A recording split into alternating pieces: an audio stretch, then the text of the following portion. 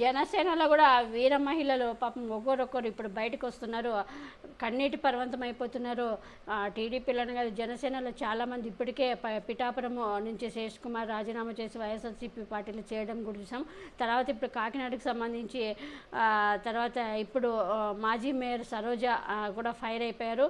పార్టీకి కూడా రాజీనామా కూడా చేశారు. ఈమె మాజీ మేయరు, ఈమెకి టికెట్ ఇస్తాను అని చేతిలో చేసి చెప్పాడంటే పవన్ కళ్యాణ్ చేతిలో చేసి చెప్పాడు నాకు టికెట్ ఇస్తానని చెప్పి, కానీ నాకు ఇప్పుడు ఇవ్వకుండా వేరే వాళ్ళకి ఇచ్చాడు, మోసం చేశాడు. అసలు ఇది కుల పార్టీ కాదనుకున్నాము, ఈ జనసేన కుల పార్టీ కాదనుకున్నాము, కానీ ఇప్పుడు చూస్తే కుల పార్టీ కనిపిస్తుంది. శెట్టి బల్జల్కి ఉన్న 21లో ఒక్క సీటు కూడా ఇవ్వలేదు, మహిళలకు కూడా ఇవ్వలేదు, ఒకే ఒక మహిళకి ఇచ్చాడు. అది కూడా పవన్ కళ్యాణ్ ఎంతో అందరినీ నమ్మించి మోసం చేశాడు. మహిళల కంటే జనసేనల మహిళలకు విలువ లేదు. ఇదంతా నాదేండ్ల మనోహర్ కన్సర్న్లో జరుగుతుంది. నాదేండ్ల మనోహర్ టీడీపీ కోట్ అంటూ కూడా నాదేండ్ల మనోహర్ సీరియస్ అయింది. చాలా ఆరోపణలు చేసింది. ఆమె కన్నీటి పర్వంతం పాపం ఏడ్చి పవన్ కళ్యాణ్ నాకు చేతిలో చేసి మాట ఇచ్చాడంటే, అసలు చాలామంది ఏమో జనసేన వాళ్ళు అసలు పవన్ కళ్యాణ్ 3 మహిళలకే ఆల్రెడీ చేతిలో చేసి మాట ఇచ్చి తప్పడి, ఇంక నువ్వెంత మహిళలంటే పవన్ కళ్యాణ్కి విలువ లేదు, నువ్వెలా నమ్మావు తల్లి నువ్వు అంటూ కూడా త్వరగా బయటపడ్డావు అంటూ కూడా పాపం. కానీ కోట్లు ఖర్చు పెట్టుకొని, లక్షలు ఖర్చు పెట్టుకొని మేము ప్రతి ఇంటింటికి తిరిగాము, జనసేనని బలపరిచాము అంటూ కూడా ఇప్పుడు పాపం చాలా బాధపడుతూ ఉంది. చూడాలి మరి, వినండి ఆమె బాధ ఎలా ఉందో. నాకు అర్థం కావట్లేదు. లాస్ట్ 2019 ఎలక్షన్లో పితాని బాలకృష్ణ గారికి శెట్టి బల్జల్కి పెద్దపీట వేస్తూ ఫస్ట్ టికెట్ అనౌన్స్ చేశారు. చాలా సంతోషపడ్డాం.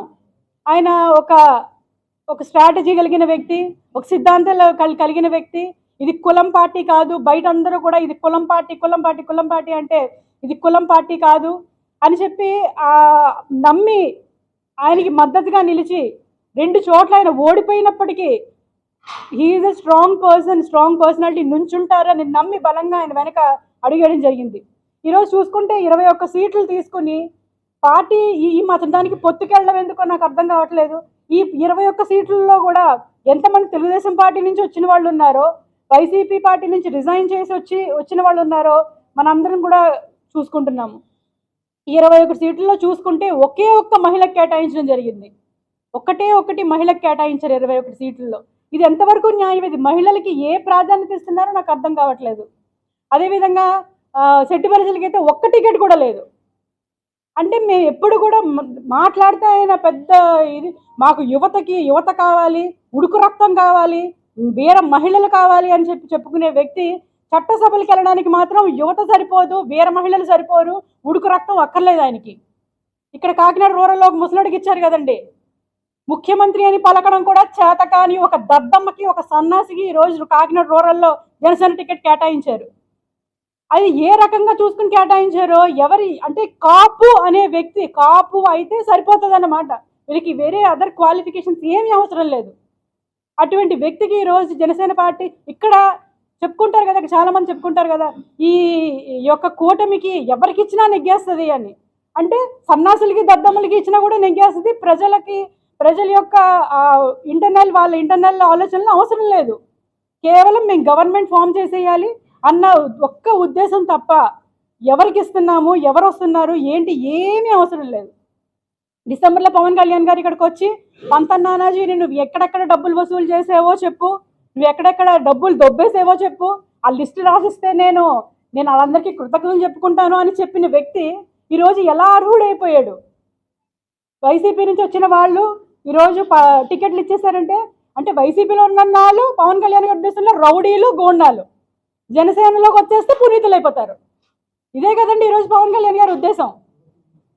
నాదెండ్ల మనోహర్ అనే వ్యక్తి ఈరోజు పార్టీని సర్వనాశనం చేసేసాడు. ఆయన ఒక కేబినెట్ హోదాలో ఉండి ఒక పాలసీ మ్యాటర్ తెలిసిన వ్యక్తిగా, పార్టీ స్ట్రక్చర్ తెలిసిన వ్యక్తిగా ఈరోజు జనసేన పార్టీని ఏం చేశారు? పవన్ కళ్యాణ్ గారు మొన్న మీటింగ్లో, తాడేపల్లిగూడెం మీటింగ్లో చెప్తున్నారు, మనకి పోల్ మేనేజ్మెంట్ లేదు, బూత్ మేనేజ్మెంట్ లేదు, వాళ్ళకి 40 years తెలుగుదేశం వాళ్ళకి 40 years అనుభవం ఉంది, కాబట్టి వాళ్ళకే మనం ఇద్దాము, వాళ్ళతో పాటు అడుగులేసి నడుద్దాము, వాళ్ళతో సమానంగా నడుద్దామని చెప్పడం జరిగింది. పోల్ మేనేజ్మెంట్, బూత్ మేనేజ్మెంట్ లేకపోవడం అనేది ఇన్ఛార్జీలు తప్ప ప్రతి నెలకు ఒకసారి ఇక్కడికి వచ్చి క్లబ్లో ఉండి నాదెండ్ల మనోహర్ అనే వ్యక్తి ఇక్కడికి వచ్చి క్లబ్లో స్పెండ్ చేసి ఒక డే అంతా కూడా ఏదో మీటింగులు పెడుతున్నామని చెప్పేసి 3-4 రోజులు ఇక్కడే స్పెండ్ చేసి పోల్ మేనేజ్మెంట్ కానీ బూత్ మేనేజ్మెంట్ కానీ చేయకుండా ఏం చేస్తున్నారు? ఇది నేను పత్రికా ముఖంగా మీడియా ముఖంగా జనసేన పార్టీని ప్రశ్నిస్తున్నాను. ప్రశ్నించమని మా నాయకుడే నేర్పాడు. ఆయన స్ఫూర్తితోనే పవన్ కళ్యాణ్ గారి స్ఫూర్తితోనే ఈరోజు నేను ధైర్యంగా మాట్లాడుతున్నాను, ప్రశ్నిస్తున్నాను. ఈరోజు జనసేన పార్టీ ఏం చేస్తుంది?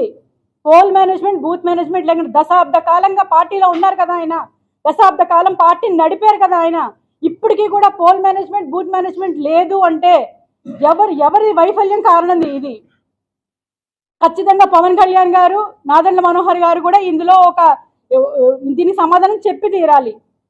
అంటే ఇంతమంది జన సైనికులు, పవన్ కళ్యాణ్ గారు అంటే పడి చచ్చిపోయే యువత షర్టులు చింపుకొని చెప్పులు కూడా లేకుండా ఆయన కారు వెనకాల పరిగెడుతుంటే ఆయనకి ఇంత కూడా జాలి కలగట్లేదా? వాళ్ళ భవిష్యత్తుని ఈరోజు సర్వనాశనం చేసేసారు. దశాబ్ద కాలం అంటే ఒక జనరేషన్ పోయింది. ఒక జనరేషన్ ఆయన వెనకాల తిప్పించుకొని మా నాయకుడు సీఎం అవుతాడని కలలుగానే ఈ యువత ఈరోజు ఏమైపోవాలి? ఇప్పటికీ వన్ సైడెడ్గా మా నాయకుడు ఏదో చేస్తాడు, ఏదో ఉద్ధరిస్తాడు. ఈరోజు బీజేపీని టీడీపీని కలిసి కూటమి ప్రభుత్వం ఏర్పడుతుంది, మాకేదో జరుగుతుంది, మాకేదో మంచి జరుగుతుందని కలలుగానే యువత ఈరోజు ఏమైపోతుంది? కలలుగాను అని స్టేజ్ల మీద ఊకదంపుడు ఉపన్యాసాలు ఇవ్వడమే కానీ యువతని ఈరోజు అడ్డంగా గాలికి వదిలేసిన పరిస్థితి, ఈరోజు వాళ్ళ భవిష్యత్తు నాశనం చేసిన పరిస్థితి ఈరోజు జనసేన పార్టీ చేస్తుంది.